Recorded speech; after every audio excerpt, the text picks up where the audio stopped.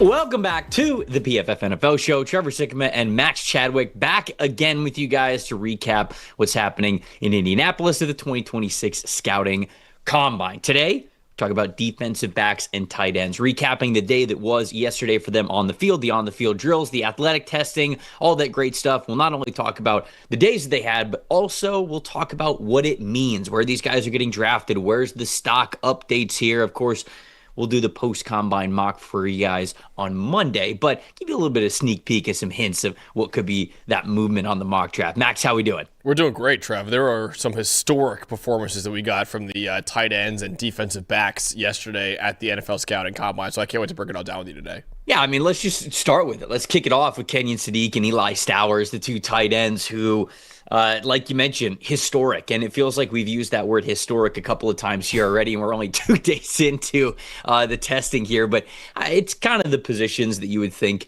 would have the ability to be historic. I mean, when you look at edge rushers and pass rushers, linebackers or guys who are playing on the line of scrimmage, these guys, it feels like, are just getting more and more athletic every single year. And so those guys standing out yesterday, Sonny Styles, Arvell Reese, obviously was a lot of fun to watch. But then you get into today, yesterday, where the defensive backs, these guys are generally flying pretty fast, and we had a lot of fast defensive backs as well. But tight end is really that position in that group of guys that's really the evolution of sort of what's happening in football right now, is how can you utilize tight ends in a variety of different ways? And it really comes down to how athletic these guys are. The more athletic they are, the more creative you get to be. And when you look at Kenyon Sadiq, we've talked about him as tight end one basically since the beginning of the summer, before the college football season even began.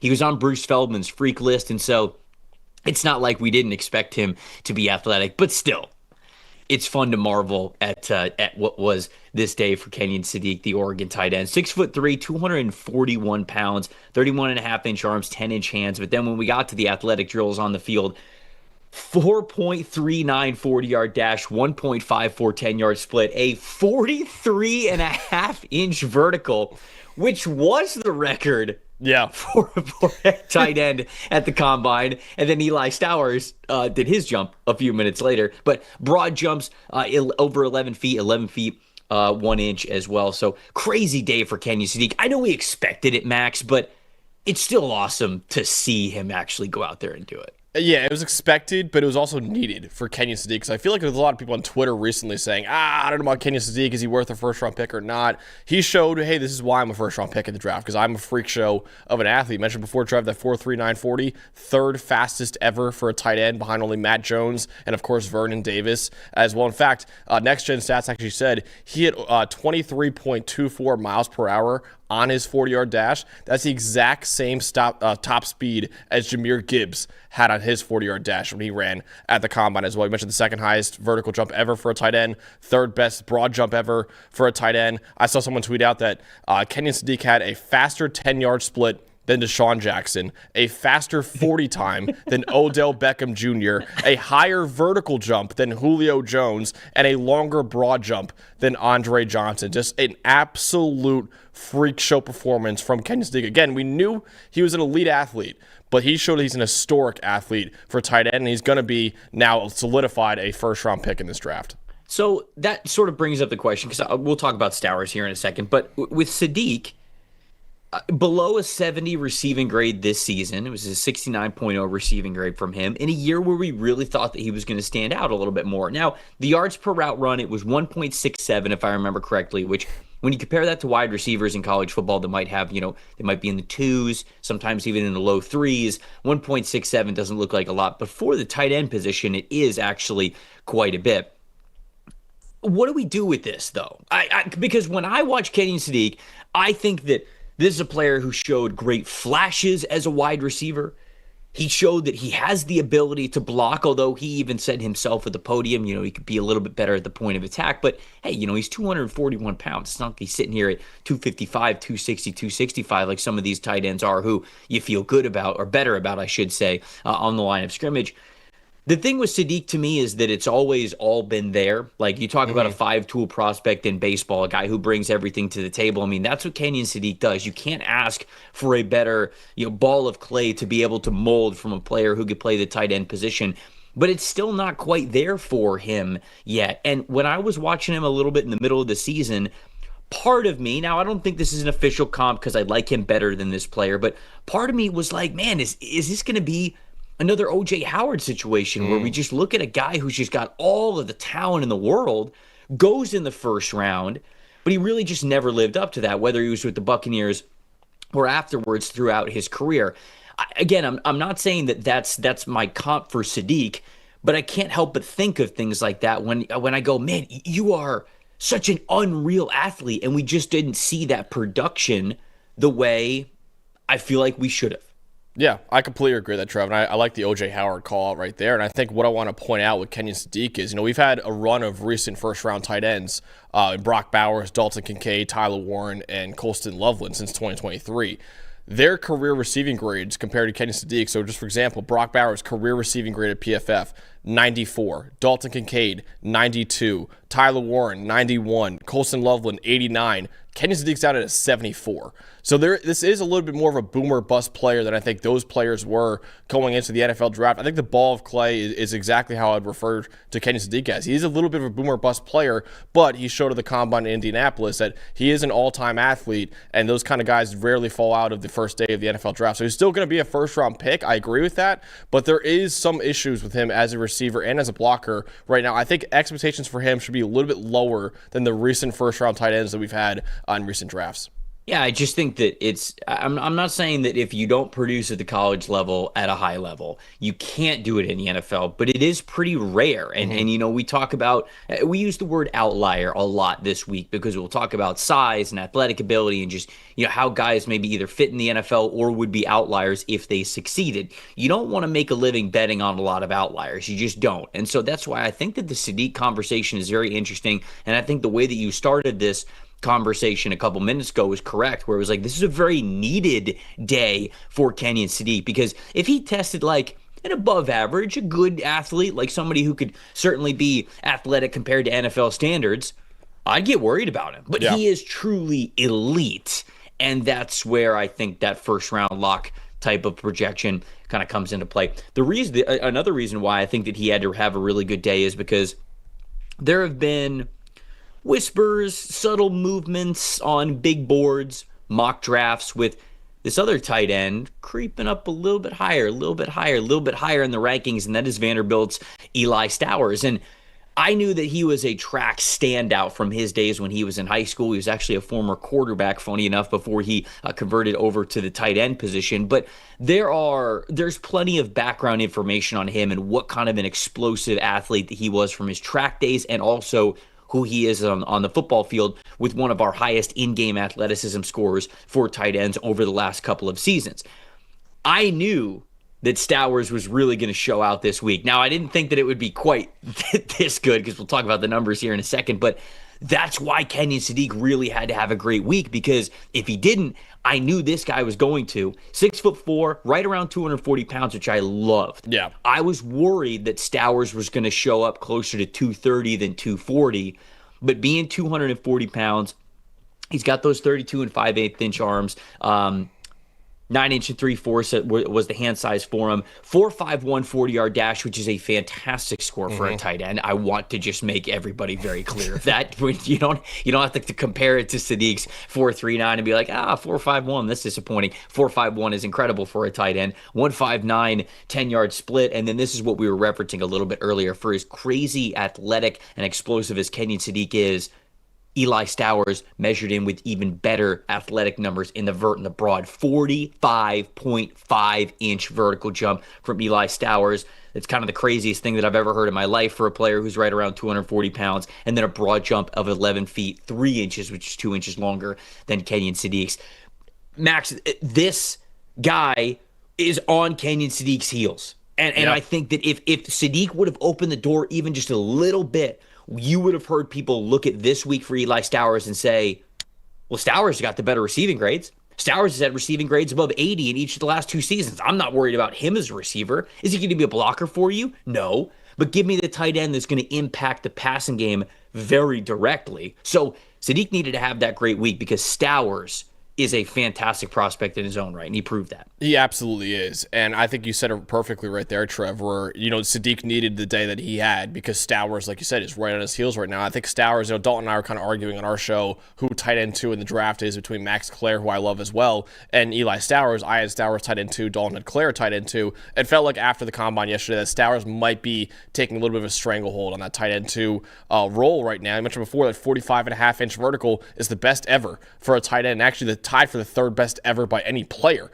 at the combine as well. 11-foot 3-inch broad jump, again, best ever by a tight end. He mentioned before he has the elite production, whereas Kenyon Sadiq doesn't really have that right now. He won the John Mackey Award this past year, given to the best tight end in college football. 90 PFF grade over the last 2 years, trails only Tyler Warren and Harold Fannin Jr., who of course were both unbelievable collegiate careers that they had as well. He is, of course, only around 240 pounds. He does not bring anything really as a blocker, but if you want like a bigger slot weapon as a tight end, Eli Stowers is your guy. He's got the elite receiving grades, and what I love too, Trev, is that he was so good at New Mexico State and at Vanderbilt as a tight end. You mentioned it before, he's only been playing tight end for like 3 years so far of his life. So he's just getting used to playing the position right now where everyone else has really been playing it their entire lives. Eli Stowers is just starting to play tight end, and he's been so amazing at it, and now he showed at the combine that he's one of the best athletes in the NFL draft too. Yeah, I feel like he's kind of like an Evan Ingram type of player where it's like, yes, much more of a receiving tight end, but somebody who could be a really, really big difference maker for you. Again, not saying that that's the comp. It's just like that's sort of the style and the player that kind of comes to my mind because I see the people in the chat and you guys are correct. Like, hey, Kenyon Sadiq, he's not a liability blocking. He's not the best blocker, but he's not a liability when he's blocking. Stowers can sometimes be a liability. Yeah. And I think for the most part, you're not going to want him on the line of scrimmage. NFL teams know that. Right? I mean, they're not going to draft Eli Stowers to be a blocking tight end for you. They're going to draft him as a big slot type of a wide receiver, somebody who could play outside the numbers as well, somebody who could be an H-back and play out of the backfield. So that's your move tight end, right? It's a lot like Harold Fannin. Now, Harold Fannin is a pretty competitive blocker. I'd take Harold Fannin's blocking over Eli Stowers' blocking. But the way that you use Harold Fannin, the way that he was used at Bowling Green, the way that he was used, I feel like at times throughout this season with the Cleveland Browns is you're just moving him all over as a receiver first and foremost. That's the rule. That's going to be the blueprint for how Eli Stowers is used. And I think that if you have that same sort of blueprint, you're going to get a really good player. You mentioned Max Clare. Max Clare doesn't do any of the testing drills, but showed up 6'4", 246 pounds. 32 and 1/8 inch arms, 9-inch and 1/8 hand size. He did go through a lot of the on-field drills, though. I was watching his gauntlet drill again this morning, and he still does look like a really, really good tight end to me. And I love the fact that he weighed in right around 255 pounds because, he had an elite receiving grade 2 years ago when he was at Purdue. But when you watch him at Purdue and when you look at what he was listed at, Max, he was listed at like 220, 225. Yeah. It's a completely different player when you stack 20 more pounds on somebody and ask them to be much more of a blocker than he was this past season for Ohio State. So I understand that Max Clare went into this year as, a potential tight end one for people, somebody who you watch the Purdue tape and you see a really crisp receiver. You see a guy who could really separate, great hands, good explosiveness. And then what happened this past year at Ohio State where he took a back seat in the receiving game and he was used much more in the blocking game. As weird as it sounds, I feel as though that path was actually what was best for him in the long run. Was it best for him to get drafted as high as he could have? Maybe not. But him now being more in the 240s in the weight range and him really showing that he can be a reliable blocker for you shows a ton of versatility in this class. And so Sadiq's the freak show. Stowers is more of like the receiving type of the best receiving threat in this class. But then if you turn the page to, okay, now we're getting into more of the versatile but more traditional tight end spot, I think Clare is still the first name that we would mention there. There's another guy that I'll talk about here in a second, but I think that Clare is still the like tight end 3 essentially. and the first one that you would think about when you think about those traditional tight end roles of guys who still play on the line of scrimmage who can also give you something in the receiving game. Yeah, I thought he was underutilized at Ohio State this past year. In fact, if they utilized him more in their offense, Trev, they might have won a national title, honestly. I think he was a weapon in their offense. They did not utilize enough, and it makes sense why his numbers dipped, right? You're playing with Carnell Tate, who's going to be a top 10 pick in the draft, maybe a top 5 pick, and you're playing with Jeremiah Smith, who's probably going to be a top, maybe number 1 overall pick next year in 2027 too, right? So it makes sense why your receiving numbers, whereas at Purdue, he was the entire offense at Purdue. At Ohio State, you're at best the number 3 receiving weapon at that team, maybe a little bit lower at number 4 if Brandon Innes there, who's a really good player as well, the slot receiver. But Max Clare, I thought what you said right there is great, Trev, was that he improved his blocking so much. A 71.6 run blocking grade this past year. That's actually a really, really high mark for a tight end. So if you're in the 70s as a run blocker, it's actually really, really good for a tight end. So I thought he got a lot better as a blocker. He did flash as a receiver when Ohio State allowed him to as well, but I think he just found a way to contribute to that team, even if he wasn't the main receiving threat in that team. Whereas, a lot of players who, if they're the number 1 guy on a worse team and they go to a much better team and they're not being utilized as much, sometimes, they're just not able to contribute to the game as much as Max Clare was this past year as a blocker. So I was really impressed overall by his season this year. I know, again, the receiving numbers were down for him, but he got so much better as a run blocker. I thought he became a more complete tight end at Ohio State this past year too. I am excited to see what he does in the NFL. I think his numbers in the NFL could be a lot better than what they were at Ohio State this past year. So the last tight end that I wanted to talk about before there's anybody else that you might want to shout out is Sam Roush, the tight end from Stanford, who I know he's got a lot of fans. My co-host at the NFL Stock Exchange, Connor Rogers, had him as a top 5 tight end when we went through our tight end show, whatever it was, like a month and a half ago, something like that. Measured in as a big dude, 6'6", 267 pounds, which is great because what Sam Roush did for the majority of his time at Stanford was he was a blocker. He was a blocking tight end. He was in line, and so that's why you see that 267 number make a lot of sense for him. It is kind of strange to see him be 6'6" and then have a 30 5/8 inch arm length. That's probably the biggest split in percentile. I don't have the percentiles right in front of me. I don't know, Max, if you have them in front of you, but that's probably the biggest split in height percentile for a position and then arm length percentile for a position that you're going to see. But he's got the 10-inch hands to him, which is good because when Stanford used him as a receiver, it felt like there was something there. You felt good about it. You're like, man, okay, they could be getting this guy the ball a little bit more. And then he tests really well athletically. 4.7 flat 40-yard dash, 1.61 10-yard split, a 38.5-inch vertical, which remember, guys, we're talking about a guy who's 267.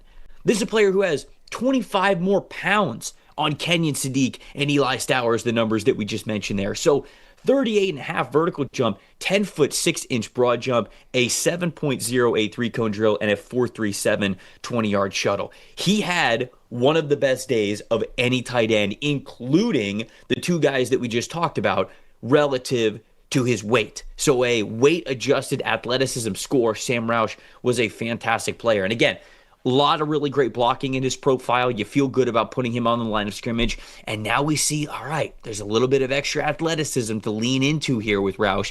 And I think right now he is firmly in that tight end 4, maybe tight end 3, depending on who you ask. I'm still a Max Clare guy over Sam Roush. But he's right there in that top 5 tight end conversation now, especially confirming some of these athletic scores. Yeah, just go back to the height and arm length real quick. The height is 86th percentile. The arm length is 1st percentile for a tight end. So it's crazy. Insane. It's crazy. I don't know how that's even possible. But yeah, that's what happened for Sam Roush right there. But you're right, Trev. If you adjust for weight, he might have been the best athlete, honestly, at the combine yesterday. And that's even including guys who had historic jumps like Kenyon Sadiq and runs like Kenyon Sadiq and Eli Stowers as well, who of course had the best broad jump and vertical jump ever for a tight end. But Sam Roush, you mentioned before, is a really good blocker. And if you look at the PFF, the raw PFF receiving grades and raw receiving numbers, it doesn't look great for Sam Roush. What I want to remind people is that Stanford's offense was not good at all last year. So when you play in an offense where they can't really throw the ball consistently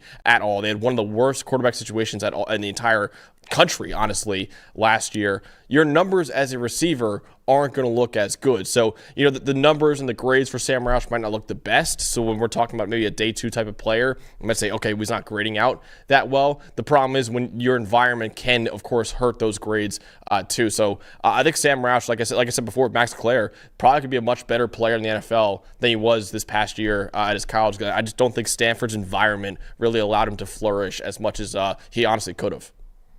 I see some people in the chat talking about Kenyon Sadiq and Brock Bowers because they're similar like size profiles, but Max, I don't think it's even close between these two guys when it comes to their potential projection as receiving players at the NFL level. Brock Bowers was just such at a different level. I felt like Brock Bowers was a better blocker even, let alone a better receiver than Kenyon Sadiq coming out of college. He was a better blocker, even pound for pound, than Sadiq was coming out of college. So I don't see the comparisons, even though they're built sort of similarly. Brock Bowers was so much better as a prospect in my mind. Do you agree? Trevor, Brock Bowers is the greatest tight end in college football history. It's no doubt. I think Kenyon Sadiq is a great player, and I think he's more of a boom or bust player. Brock Bowers is quite literally the greatest tight end that college football has ever seen. He's the only 2-time John Mackey Award winner, one of the highest graded tight ends in PFF history. His receiving numbers, I believe, are up there with the best of the best as well. I believe he's one of 2 tight ends ever to be a 3-time All-American. The only other tight end to do that was a Notre Dame player back in the 70s, I believe, and he played 4 years in college. Brock Bowers only played 3 years. Now, Brock Bowers is the greatest tight end we have ever seen in college football. In my opinion, probably the greatest tight end prospect we've ever seen in the NFL draft as well. Kenyon Sadiq, again, is a very good player, very high ceiling, but the floor is a lot lower than Brock Bowers right now. I think he's more of a boomer bust player than Brock Bowers. Athletically, yeah, they are similar, but Brock Bowers had infinitely better career than what Kenyon Sadiq had at Oregon. Somebody in the chat was also saying, have we considered that Kenyon Sadiq might be playing in the wrong position? What if we put him at running back? So I just was like, okay, hold on here. Who at the running back position has ever been built like Kenyon Sadiq? Because he's 6'4", 240 pounds. It's basically just Brandon Jacobs. Yeah, I was going to say. Yeah. That's basically it. Because Brandon Jacobs was, I think he showed up bigger at the combine than what he ended up playing at, because he was 6'4", 267 pounds, Brandon Jacobs was. So I think he was kind of viewed more of as a fullback with numbers like that. And obviously he elevated himself into a really good running back, because I feel like he would have played a lot closer to that 240 mark. I mean, 260 is crazy. Did he play his whole career 260? I think he might have. That's nuts. Yeah. All the numbers that I could find for him. Now, unfortunately, this is kind of how it goes. Whatever you measure at the combine, you kind of have that number throughout your whole career, which is why, for example, Bryce Young, right? Bryce Young, his camp probably told him, buddy, just eat pizza and drink as much water as humanly possible. Get as close to 205 as you possibly can. And I think he showed up at 202. Bryce Young will be listed at 202 for his entire NFL career. Fact of the matter is, he probably plays a lot closer to 185, 190, if I had to guess. But that number where you measure in at the combine normally kind of floats around with you throughout your NFL career. But yeah, Brandon Jacobs showed up at 6'4", 267, and then Derrick Henry was 6'3", 247.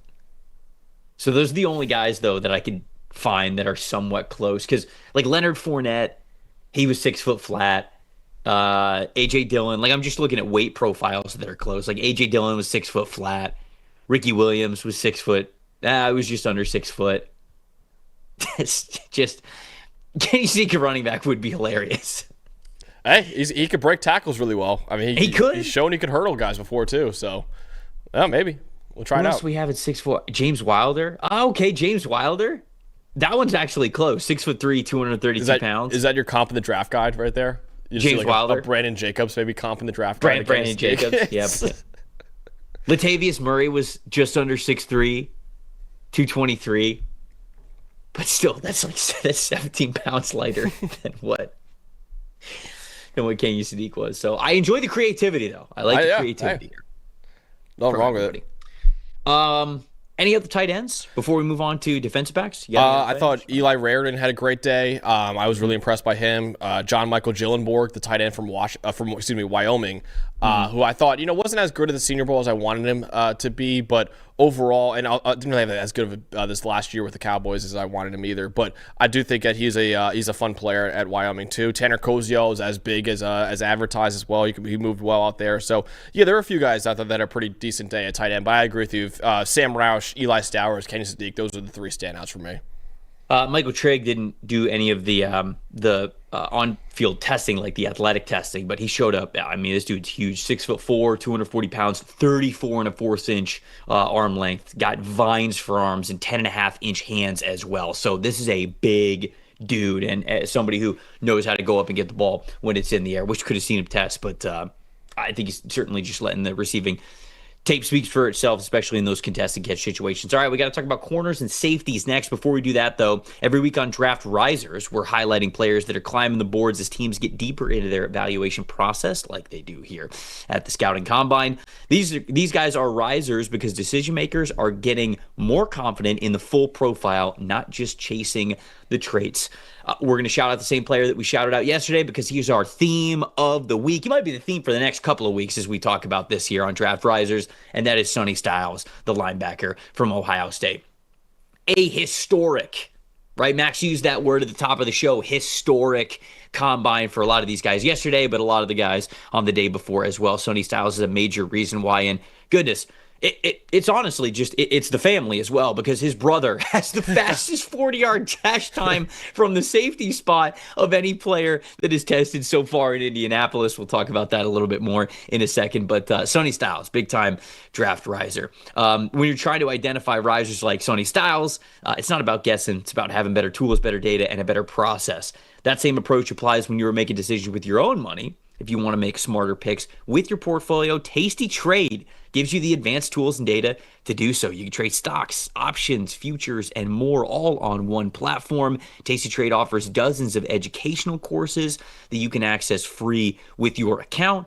Whether you're an active trader, a long-term investor, planning for retirement, Tasty Trade has account types to fit your goals. You can track equities and derivatives with high trading volume, dividends, upcoming earnings, announcements, and all those other incentives as well. You can create custom watch lists for specific sectors, companies, or market views. Visit tastytrade.com/PFF today. Tasty Trade Incorporated is a registered broker-dealer and member of FINRA, NFA, and SIPC. Defensive backs means corners, means safeties. Who's the top player that you want to talk about to start this discussion here, Max?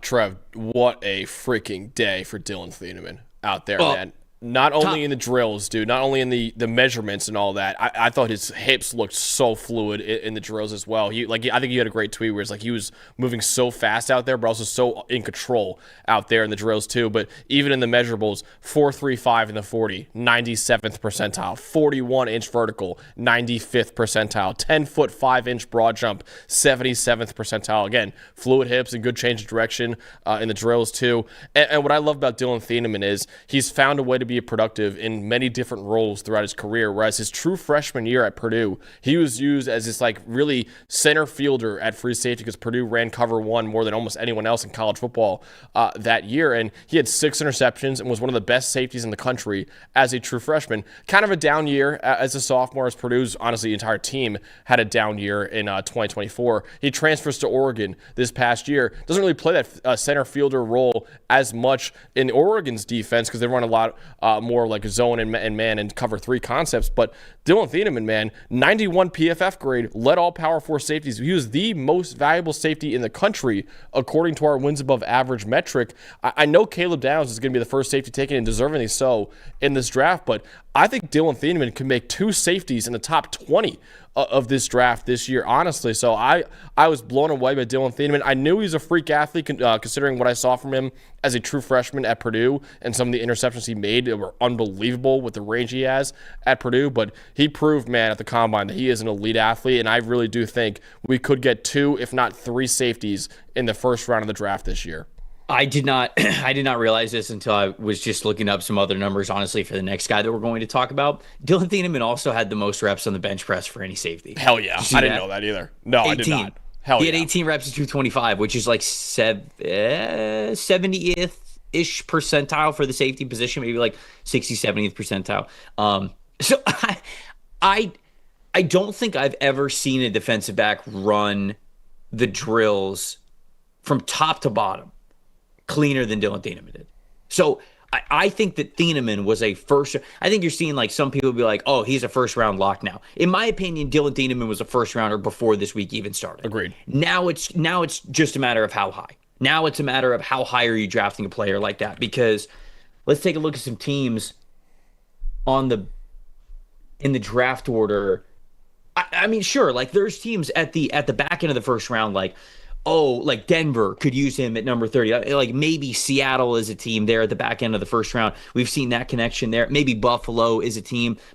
Chicago at 25. We've seen his name linked to all those teams. But Minnesota I'm at even 18? looking. Yeah. Yeah. I mean, I'm looking higher. I'm looking at Minnesota at 18 that's looking to replace Harrison Smith. The Rams. The Rams wouldn't do that because they need corner more than Dallas they at need 20, safety. maybe. Yeah. Dude, not just Dallas at 20. Dallas at 12. Yeah, sure. Yeah. Dallas at 12. Because do you think that he's going to, if you're Dallas and you love this guy and you think he changes your defense on the back end, and you know you got pick 12 and you got pick 20, you letting all those picks in between those two selections get in the way you drafted Dylan Thieneman? I'm not so sure anymore. Yeah. I'm not so sure that would be the case anymore. So we went into this week, I did at least, thinking he was going to be a first round pick. Now I think it's where is he going in the top 20? And even beyond that, like, does his range start at Cincinnati at 10? Or you talked about Caleb Downs as always like the option for them there. And maybe Cincinnati still has the option to get Caleb Downs, which I want to be very clear. I still have Caleb Downs as my safety one in this draft. He's a top 5 player for me. He's incredible. So if Downs and Thieneman are both on the board, I think they will go with Downs there. But if you're considering Downs at that spot because you're considering a difference-making safety there, Dylan Thieneman is showing, and I think he has shown, to your point, throughout the last really couple of seasons, throughout his entire career when he was at Purdue and when he was at Oregon, just the difference maker that this guy is on the back end. So I think we're talking about a top 20 player now, not just a first-round type of a player. The first guy that I wanted to shout out was Chris Johnson, the cornerback from San Diego State, who, of the cornerbacks, he had the most reps on the bench press because I just happen to have that. Not that benching is the most important thing for playing corner. Just wanted to shout it out as a plus and as a bonus. By the way, tied with Chris Johnson for the most reps of any corner, Avion Terrell. Wow. Hell yeah. That does not surprise me at all. Just how he's a dog, dude. I love that guy. That 17 rules. reps of 225 Yeah. at a $186. Yep. It's pretty good. Anyways, Avion Terrell, I think he didn't work out, but the measurables I thought were fine. He was slightly over 5'10". He was 186 pounds. He had a 31-inch arm. So like that checked all the boxes that I kind of wanted to see size-wise from Avion Terrell. And now I can kind of just let the tape do the talking there. But Chris Johnson, I thought it was a really important day for Chris Johnson from San Diego State because he ran a lot faster than I expected him to. He ran a 4.4 flat with a 4.51 10-yard split, had a 38-inch vertical jump, a 10-foot 6-inch broad jump as well. The reason why that 40-yard dash was really important for me for Chris Johnson is I don't really like his recovery and mirror speed on tape. And I wondered if he even just had that in him to be able to turn and run because he was at the Senior Bowl. And when he is in off coverage, he is excellent. I mean, as a quarters and cover 3 type of a guy where he can stay off of his receivers, off the line of scrimmage, keep things in front of him, and really just trigger downhill. He was one of the best in the country this past season, had one of our highest coverage grades of any cornerbacks, very impactful, really great ball skills as well, fantastic run defender. So you love all those things from him, but then there were those times when if he was asked to play press man, it's not like he would get cooked all the time, but there were reps where if he wasn't really able to bump the receiver and get them off their route, if they were able to get off the line of scrimmage and they were able to execute their release pretty cleanly, if they could get into their top speed decently quick, it was tougher for Chris Johnson to flip his hips, turn around, and really open it up. And that would create that vertical separation against guys when he was up in that press man coverage type of a look. We saw that again at the Senior Bowl. Now, what he did at the Combine doesn't change any of that. It's not like those things all of a sudden go away, but it is nice to at least know he has it in him where, hey, maybe it's just now a little bit more of an anticipation thing, a quickness thing that he can work on over the next couple of years with his hips, with his feet, getting a little bit more fluid, a little bit more explosive, and just having a little bit better anticipation for that, where if you get him into that straight line speed situation, 4.4 flat's pretty damn good. So we just need to get him into those straight line situations more smooth and a little bit quicker than what we've seen over the last couple of years. So that it was a good day for Chris Johnson specifically because he answered a big question mark I had of him, whether or not he even had this speed in him. Clearly he does at 4.4 flat. Yeah, absolutely. And he was unbelievable. But there were questions, of course, because he played in the Mountain West Conference this past year, but there were no questions with the tape he put out in the Mountain West Conference, though, because he was unbelievable, one of the best corners in the country. In fact, the second highest graded corner in the nation this year with a 91.6 PFF grade, only behind Leonard Moore, who, Trevor, you have a lot of fun scouting in the summer for the 2027 NFL draft out of Notre Dame. But Chris Johnson, man, like I said before, 91.6 PFF grade, 16.1 passer rating allowed this past year. If just for reference, spiking the ball every play gives you a 38 passer rating. So he had a 16 passer rating allowed into his coverage this year with 4 interceptions and 5 pass breakups and only 18 allowed catches all year. But you mentioned before there were some concerns with what he tested out as. Does he have the elite speed to really be a top flight corner in the NFL? Well, a 4.4 is plenty good enough, honestly. And I think Chris Johnson, you could see him go in the top 50 of the NFL draft now. All right, who we got next? Who's the next defensive back that you wanted to talk about today? Yeah, I like what I saw from Jalen Kilgore, the safety out of South Carolina as well. Measured in really well, 6'1", 210. Played a little bit in the slot for South Carolina over his career too. Also ran a 4.4 in the 40 like Chris Johnson. That's 94th percentile. 10-foot, 10-inch broad jump is 92nd percentile. 37-inch vertical is 70th percentile. He's also coming off an 80.6 run defense grade this past year at South Carolina. Really, really good run defender. Also had 2 picks and 9 pass breakups this past year as well. Jalen Kilgore for some people is seen as maybe like a 4th round pick right now. I think this guy's going in the day 2 of the NFL draft, especially after this great performance at the Combine. So I thought Jalen Kilgore from South Carolina made himself some money at the Combine yesterday. I thought his teammate also showed out really well. Brandon Cisse, he didn't do everything, but a 41-inch vertical jump and a 10-foot, 11-inch broad jump that showcases that explosiveness, that twitchiness that Cisse was able to show on tape. And I'm glad that Jalen Kilgore had a really good day because I was pretty high on him going into this past season. I actually had him listed, believe he was my number 1, if not my number 2 nickel defender going into the year, because if you mention like what he's able to do as a player who's a strong safety in the box, but also plays a good amount in the slot too, just that overall size and athleticism combination to have the potential to really blanket tight ends. And man, we talked about some of these tight ends that were mentioned earlier in the show who are these crazy athletes, and the more of these we get into the NFL, the more common it is going to be for offenses to use these chess pieces in the slot. If you don't have a player who can match on defense, you're going to be a step behind. You're going to have a really hard time feeling good about your defensive game plan week in and week out. Jalen Kilgore always was one of those players who I thought had that potential. And so do I think he's a first-round pick? No, I don't think he's going to get drafted in the first round or maybe even the top 50. But you get into that second, third-round range, this is a player that I think has got a lot of potential to do something that's pretty valuable for these defenses. Before we get to some other shout-outs that we have throughout the corner and safety class, our game plan of the week, presented by Western and Southern Financial Group, a game plan for your financial future. I think the game plan of the week is honestly whatever game plan allows Eli Stowers and Kenyon Sadiq to maximize what they could be as freak athletes. We've talked about some of the guys that we compare them to who are in the NFL, but it just puts such a strain on defenses when you get guys who are this big and this athletic. You just don't have a lot of players on defense that really have the ability, not even just know how to defend them, just have the ability to defend them. So the game plan is getting these guys on your team and then utilizing them in ways like we've seen with Harold Fannin Jr. and Colston Loveland and Brock Bowers over the last couple of years. Just like every team win starts with a great game plan, your future should as well. With life insurance built like a championship roster, Western and Southern helps protect you and your family so you can focus on winning today knowing that tomorrow is covered. Whether you're just starting out, building your dynasty, or looking to lock in long-term protection, their coverage options are designed to match your game plan. Visit westernsouthern.com/PFF to get your free life quote and start building your financial game plan today. Western and Southern, built to win, backed by over 130 years of helping people protect what matters most.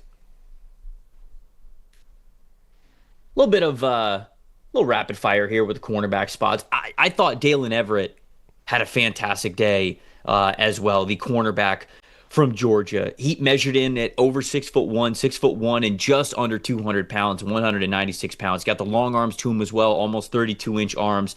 4.38 40-yard dash, 1.54 10-yard split, a 37.5-inch vert, and a 10-foot 4-inch broad jump.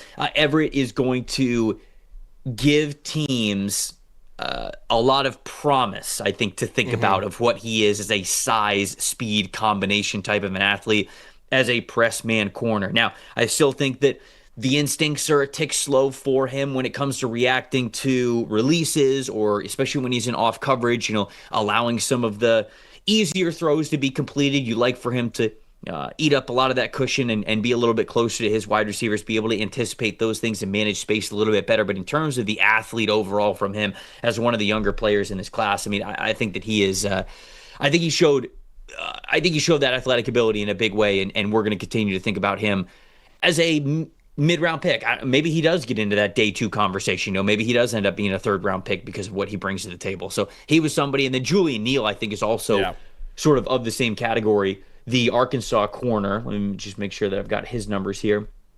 He was 6'2" and over 200 pounds, 203 pounds. Did have over 32-inch arms, almost 33-inch arms. It was 32 3/4. And then when you look at him, a 4.49 40-yard dash, 1.59 10-yard split, 40-inch vert, 11-foot 2-inch broad jump. And I love that he did everything at the combine. 7.13 3-cone, and then a 4.20 20-yard shuttle with 16 reps on the bench press as well. So Julian Neal did everything. Very high athleticism potential there for him. But those are 2 guys that stood out to me as guys who I think had good days and needed to have good days with their prototype. Yeah, I think Dalen Everett's a good call out right there, because you mentioned before the physical speed is there with him. It's not the mental speed, whether or not that's there right now. He's still, like you mentioned, he's still a very young player. I think there is still a high ceiling to be tapped into in the NFL, but a little bit of a boomer bust player. But I think he could sneak into the 3rd round now after that kind of combine, because I kind of saw him as an early 4th round type of player before that, so he could be a day 2 pick. And then Julian Neal, you mentioned before too. I actually really liked him at the Senior Bowl, Trevor. I thought he had some really good reps at the Senior Bowl too. He had a pretty good year at Arkansas this past year, one of the only good defensive players really on that Arkansas team, considering how many points they're letting up every single week. But he had a good combine too, and I think he could be a day 2 pick. Actually, probably going to be a 2nd or 3rd round pick in the draft. I know that you wrote down Traden Stukes, the corner / nickel defense. He's not really a corner. I think he's listed as a corner, but to me, he is very much a slot player. Just played in the slot predominantly for Arizona over the last couple of seasons. But if he's anything between a corner and a safety, I would actually consider him more of a safety. But he is that nickel defender. He plays in the slot. But I thought he had a very good day. I just saw him on your notes, so I wanted to give you the ability to shout him out as well, because I think he deserves it. Yeah, absolutely. And this is a guy that I loved at Arizona this past year as well. So it was really cool to see him have a great year at Arizona and then followed up with a great combine this year too. 6'1", 190 pounds, some pretty good size for the position in that slot position. Ran a 4.33 in the 40. It's 95th percentile. 10-foot, 10-inch broad jump. That's 89th percentile. 38-inch vertical, 74th percentile. percentile. I mentioned before, a 90.4 PFF coverage grade this year, was 4th in the nation for all corners, only a 35.9 passer rating allowed. That was 5th in the nation. He had 6 pass breakups. He had 4 interceptions and did not allow a single touchdown into his coverage all year. So a major breakout year for Trey Lance Dukes, and also a huge combine for him as well. I mean, I'm really, really high on this guy, Trev. He could, I think, be a day 2 pick in the NFL draft. Yeah, some really good athletes coming out of that Arizona secondary. I mean, his teammate Genesis Smith, 42.5-inch vertical jump, 10-foot 8-inch broad jump, 4.18, 20-yard shuttle. Smith he's very Kalen Bullock-y to me, where really good athlete, good in those single high situations, wants to make a play on the ball, not a good tackler at all whatsoever. And obviously you're not going to get any answers there at the combine. It's not the event for that. But to me, that's the biggest question mark with Genesis Smith, who I think has the athletic ability to be a top 100 pick, but his inability to be consistent in the run game could hurt his draft stock. Now, Kalen Bullock being a standout for the Houston Texans over the first couple of years of his career, I think really helps Genesis Smith's situation, because he can kind of be able to point to it and say, hey, if you put me in a coverage, essentially a coverage only role, look at how impactful I could be, because that's what Bullock has been for Houston. I think the Heat landed in a really great spot, but he's one of those players where landing spot and then how they are deploying him really matters, because he showed that there are things to like with him from an athletic standpoint. Charles Demings from Stephen F. Austin is somebody that I wanted to shout out as well. I thought he had a really good day when he tested out better than most of the corners that were in this class. We got to see him a little bit when we were at the Senior Bowl, but a 4.41 40-yard dash while measuring it at 6'1", 193 pounds with 32-inch arms. Had a 1.55 10-yard split, a 42-inch vertical jump, and then an 11-foot broad jump as well. I don't think he's going to be a starting corner at the NFL level, but a good backup player, could be a hell of a special teams player with how athletic he is, to be honest with you. And I mean that from, maybe a return standpoint, but also like a punt gunner standpoint, somebody who could really cover a ton of ground, and somebody that I felt like he was just a big effort guy when he was at the Senior Bowl. When we're on the field and practice is ending and all the guys huddle around, and normally the coach will say some words. He'll talk about hey, I think we did good here in practice. Let's sure we make stay focused. Do what we need to do, like all that kinds of stuff. The coach will say what he needs to say, but then it was the last day of practice. I remember this. Demings was the one who stood up and sort of off the cuff, just like was talking to the team, and he was talking to the team about how he loved getting to know the guys, he loved getting to go out there and compete with everybody, how that Senior Bowl class, it became a brotherhood, and how they got to look out for each other moving forward and everything like that. It was just like a little thing like that, and then you throw in the athleticism. Like, that's the type of core depth special teams player that when teams talk about those day 3 guys that you absolutely love. And so it was cool to see Demings really stand out as an athlete, because I love how he stood out as a leader and a person as much of a player that I saw at the Senior Bowl. And so I think that is going to be a big part of his draft profile and getting him drafted as being one of those core special teams guys and depth players. Yeah, I think he entered the combine as a borderline draftable player. I think he's absolutely going to get drafted now in the 2026 draft after what a combine he had. And, he had a pretty good tape at Stephen F. Austin. I know it's an FCS school, but still back-to-back 80-plus PFF coverage grades this past 2 years, 39.8 passer rating this past year, too, with 4 picks and 6 pass breakups. So he was a great corner at Stephen F. Austin. And you mentioned before, with that kind of speed, he could be a really good gunner on special teams for a team as well. So I was really impressed by Charles Demings too, and I think he is absolutely going to hear his name called down in the 2026 draft. D'Angelo Pons didn't do much, but he did jump 43.5 inches in the vertical, which is crazy. But that's the only thing that he did. We don't really need to know too much more about D'Angelo Pons. You can just turn on the tape and you're pretty good with everything that you're watching at that point in time. Man, who was the other? Oh, Tacario Davis. Tacario Davis, the corner from Washington. I'm trying to find his full profile now. Measured in at almost 6'4", 195 pounds, almost 34-inch arms, 4'4", 140-yard dash, 159 10-yard split, 37-inch vertical jump, and a 10-foot 3-inch broad jump. I've been disappointed with his tape over the last 2 seasons. I think 3 years ago he put on some really great tape, but the NFL will take a chance on players that are built like this. That's just the way that it is. Yeah, you mentioned it. In his 2023 tape, he looked like a first-round pick, right? 85.9 coverage grade that year, but then 61.7 the following year, and then a 65 the following year after that as well. Another guy actually formerly of Arizona, so I think they're doing a great job of their strength and conditioning program with the Arizona defensive backs, considering how some of his former teammates did at the Combine too. But yeah, Takario Davis, kind of an up-and-down career for him as well, but 6'4", you mentioned before, he runs that fast. Yeah, he's absolutely going to be somewhere maybe in the 4th round, maybe it sneaks into the 3rd round with that kind of measurables.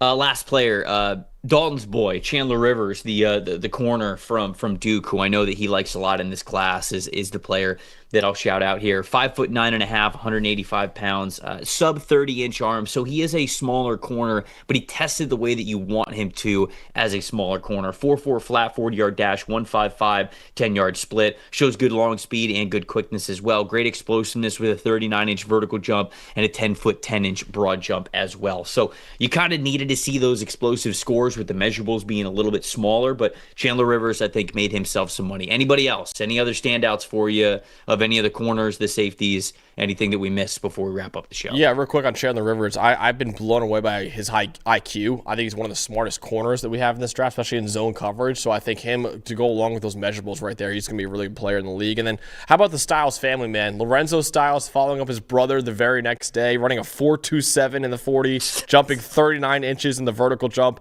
as well. I actually saw pictures, Trev, of Lorenzo and Sonny each took a picture with their dad, and their dad had the biggest smile on his face after each combine performance. So I thought that was really cool for the Styles family, just have those two just put up, like Sonny had one of the greatest linebacker performances ever at the combine. And like you mentioned before, Lorenzo, as of right now, is the fastest player at the combine. We'll see what happens with Brennan Thompson and some other receivers. They're going to run in the 40s later on too. But man, what a couple of days for the Styles family in Indianapolis.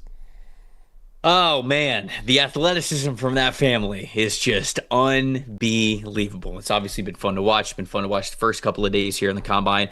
We said that it was wide receivers yesterday, but it's actually wide receivers today. Mm-hmm. So now we're getting to wide receivers, running backs, and quarterbacks that will be on the field today. And we will be back with you guys again at 10 a.m. tomorrow to recap all of the wide receivers, the corners, and the quarterbacks. We won't be doing a specific O-line recap episode after the O-line on Sunday, but we will be back with a post-combine mock draft on Monday morning to sort of encapsulate our thoughts on the offensive line and everything. But for everybody behind the camera producing the show, for Max Chadwick, I'm Trevor Sikkema saying thank you guys so much for watching, and we'll see you guys same time tomorrow, 10 a.m. to recap wide receivers, running backs, and quarterbacks. See you guys then.